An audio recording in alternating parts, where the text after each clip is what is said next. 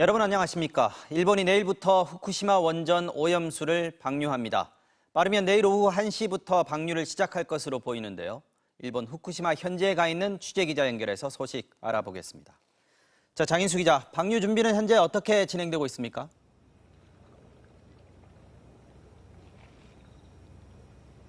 네, 저는 일본 후쿠시마현 이와키시의 어촌마을에 있는데요. 도쿄전력은 내일 방류를 위한 기술적 절차를 마친 것으로 전해지고 있습니다. 도쿄전력은 탱크에 저장돼 있던 오염수의 방사능을 다핵종 제거 설비를 통해 먼저 걸렀습니다. 그래도 오염수에는 여전히 삼중수소가 남아있는데요. 도쿄전력은 어제 삼중수소가 남아있는 오염수 1톤을 희석 설비로 보내 바닷물 1,200톤과 섞었습니다. 그런 다음 희석된 오염수를 채취해서 삼중수소 농도가 방류 기준치인 1리터당 1,500베크렐 이하인 것을 확인하게 되는데요. 만약 이 기준치를 만족시키면 내일 방류를 시작하는 데는 문제가 없는 겁니다. 자, 준비는 거의 끝난 것 같은데 내일 방류 여부를 결정하는 데는 날씨도 영향을 줄 수 있다고 하더라고요. 맞습니까? 네, 그렇습니다. 오염수를 방류한 이후에도 문제가 있는지 살피기 위해서라고 하는데요. 일본 정부는 오염수 방류가 시작되는 즉시 후쿠시마 앞바다에서 바닷물과 어류를 채취해 삼중수소의 농도를 측정하겠다고 밝혔습니다. 이를 위해 일본 정부는 내일 후쿠시마 앞바다에 배를 띄워 방류와 함께 채취 작업에 들어갑니다. 일본 정부는 정기적으로 삼중수소 수치를 측정해 발표할 예정인데 내일 측정한 수치는 빠르면 27일에 공개할 예정입니다. 내일 기상 상황이 좋지 않아 채취선을 띄우기 어려울 경우엔 방류가 늦춰질 가능성도 있는데요.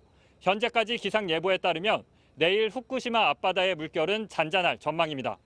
이 때문에 내일 오후 1시 방류에 큰 문제가 없을 것으로 보이는데요. 도쿄전력은 내일 오전 9시 도쿄 본사에서 기자회견을 열고 방류 시점을 공식 발표할 예정입니다. 자, 지금 한국에서는 논란이 뜨거운데 일본 현지에서 분위기는 어떻습니까? 일본은 한국과는 달리 차분하고 조용합니다. 겉으로만 봐선 일본 사람들은 오염수 방류에 별 관심이 없어 보입니다. 오염수 방류를 하루 앞둔 오늘 일본의 방송사들 대부분은 이와 관련한 보도를 하지 않거나 아주 짧게 다루고 있습니다. 어민들의 분위기도 이전과는 좀 달라졌습니다. 지난달 MBC 취재진이 이곳을 방문했을 때는 방류에 반대하는 어민들의 목소리가 높았습니다. 그런데 오늘 하루 취재진이 이곳에서 여러 명의 어민들에게 인터뷰를 시도했는데 대부분 거절했습니다. 이처럼 인터뷰에 응한다 해도 정부가 방류하기로 결정한 만큼 할 수 있는 게 없으니 지켜볼 뿐이라는 얘기를 했는데요. 하지만 카메라가 없을 때 얘기해보면 오염수 방류에 반대하는 의견을 말하는 어민들도 있었습니다. 지금까지 후쿠시마현 이와키시에서 전해드렸습니다. 네, 일본은 우리 정부에 오염수가 얼마나 방류되고 방사성 농도는 어떤지 등을 시간대별로 보여주는 웹사이트를 만들어서 한국 국민들도 확인할 수 있도록 하겠다고 설명했습니다. 하지만 당장 내일 방류가 시작되는데도 웹사이트가 언제 열리는지 제대로 된 정보가 담기는 건지 설명이 정확하지는 않은 상황입니다. 박진중 기자가 보도합니다. 일본 후쿠시마 원전 오염수 방류를 하루 앞둔 오늘, 우리 정부의 1일 브리핑은 국민들의 불안감을 덜기 위한 방안 설명에 초점이 맞춰졌습니다. 국민의 걱정이 큰 만큼 정부는 일본 측과 협의해 방류 관련 정보를 실시간 제공하겠다고 밝혔습니다. 일본 측은 그 자료를 1시간 단위로 방류 관련 데이터를 공개하는 그 별도 웹사이트를 구축을 하게 됩니다. 그리고 여기에 관련 데이터를 공개를 하는데 한국어 페이지도 같이 운영을 할 계획이고요. 웹사이트에는 오염수가 얼마나 방류됐는지를 측정하는 유량계 정보와 함께 오염수 저장소인 K4 탱크에서 희석 설비로 이동되는 오염수 유량, 해수펌프 유량 등의 정보가 포함될 것으로 예상됩니다. 방류되는 오염수의 방사성 농도를 감지하는 감시기에 실시간 데이터들도 공개될 걸로 보입니다. 하지만 당장 내일 방류가 시작되는데 웹사이트가 언제 열리는 건지는 명확한 답을 내놓지 못했습니다. 일본 측이 웹사이트를 구축하는 대로 다시 설명드리도록 하겠습니다.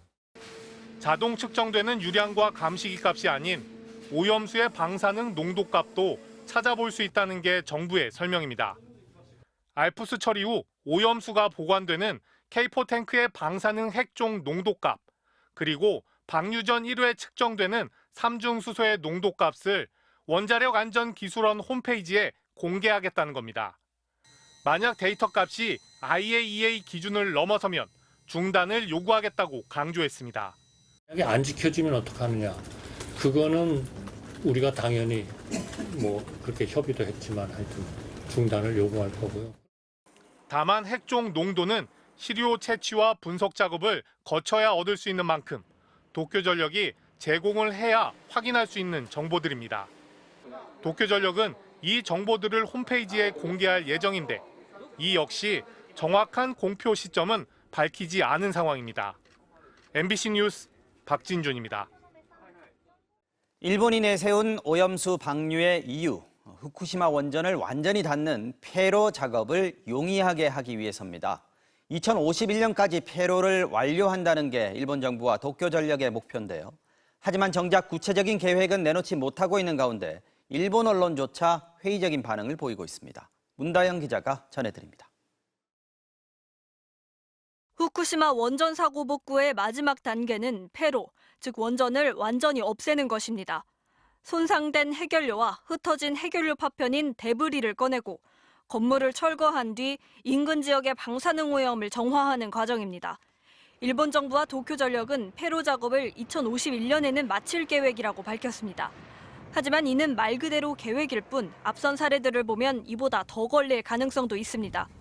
전 세계적으로 사고 원전을 폐로한 사례는 1979년 스리마일 섬 원자력 발전소 사고가 유일합니다.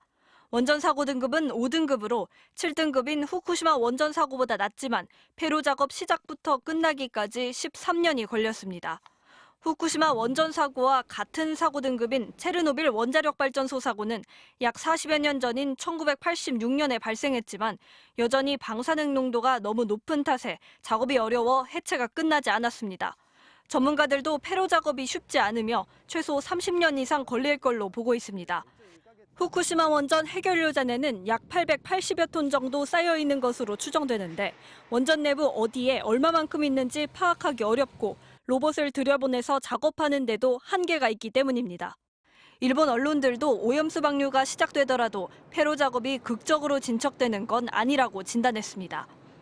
아사히 신문은 원자력 전문가 사이에서도 2051년까지 대량의 해결료 잔해를 모두 꺼내고 폐로를 완료하는 건 현실적이지 않다는 관측이 나온다고 전했고 마이니치 신문도 탱크마다 방사성 물질 농도가 제각각이라 추가로 상당한 시간이 걸릴 것이란 분석을 내놨습니다.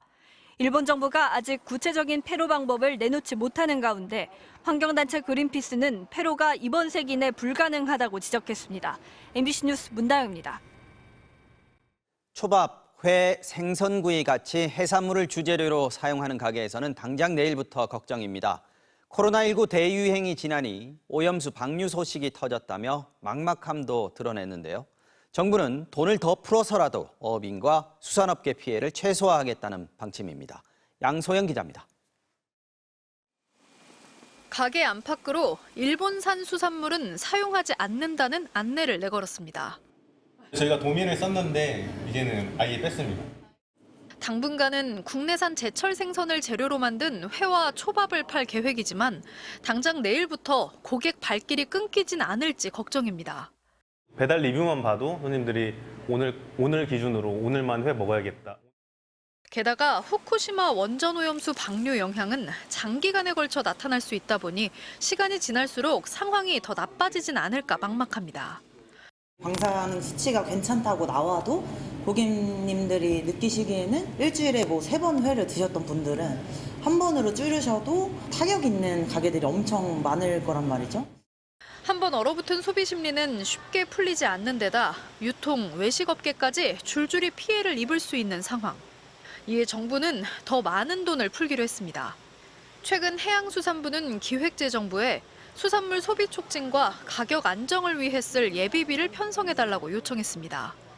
당초 오염수 방류에 대비해 수산물 소비 촉진 예산으로 약 650억 원을 책정했지만 각종 할인 행사 등 지원책을 잇따라 내놓은 탓에 올해 10월 모두 고갈될 걸로 예상되기 때문입니다. 예비비의 규모는 아직 정해지지 않았으나 기재부에서도 예비비 편성이 필요하다고 판단해 검토 중이며 이달 안으로 결론을 내릴 걸로 보입니다. 또 시장을 안정시킬 수 있는 대책을 추가로 발표할 계획인데 어업인들의 직접적인 피해가 확인되면 보상도 고려하겠다고 밝혔습니다. MBC 뉴스 양소연입니다. 국회에서 야당 의원들은 우리 정부가 오염수 방류에 대한 대국민 홍보 영상을 제작한 걸 문제 삼았습니다. 박진 외교부 장관은 괴담과 거짓 정보가 국익을 저해한다고 보고 정책 홍보를 한 거라고 답했고, 여당은 야당이 괴담으로 국민 불안을 키우고 있다고 반박했습니다. 박윤수 기자의 보도입니다. 회의는 시작 전부터 야당 의원들 자리에 놓인 방류 반대 팻말로 신경전이 벌어졌습니다. 의원님 스스로 이런 피켓을 좀 거두어 주실 것을 먼저 당부드리면서, 더불어민주당은 과학적인 문제는 없지만 방류에 찬성하거나 지지하는 건 아니라는 정부 입장을 문제 삼았습니다. 지금 판단을 하고 있습니다. 안전하다. 그래서 우리는 찬성하는 거다는 것이지 않습니까, 지금.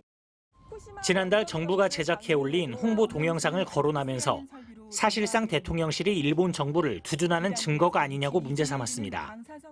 괴담이 아니라 과학적인 진실을 바탕으로 국민의 안전에 최선을 다하는 정부가 될 것입니다. 일본 정부도 안 하는 대국민 홍보를 우리 정부, 우리 대통령실이 3,800만 원 예산을 써가면서 괴담 또 거짓 정보 이런 것들이 많이 다니고 그것이 국익을 저해한다고 생각을 해서 이러한 사실관계에 입각한 그 정책 홍보를 한 것이다. 이렇게. 정부 여당이 총선에 영향이 없도록 서둘러 오염수를 방류해달라고 일본에 요청했다는 아사히 신문 보도에 대해서 정부는 사실이 아니라고 거듭 밝혔습니다. 강력하게 조치를 취하실 겁니까? 똑같이 국내 언론 대하듯? 그렇게 못한다면 뭔가 숨길 구석이 있어서 그러는 걸로 생각할 수밖에 없지 않습니까? 팩트가 잘못된 것에 대해서는 아주 확실하게 지적을 하고 넘어가겠습니다. 야당의 공세에 국민의힘은 일본이 해양 방류를 결정했던 2021년 4월 당시 문재인 정부와 지금 윤석열 정부 입장이 다를 게 없다며 야당발 괴담으로 어민들만 피해를 입고 있다고 지적했습니다. MBC 뉴스 박윤수입니다.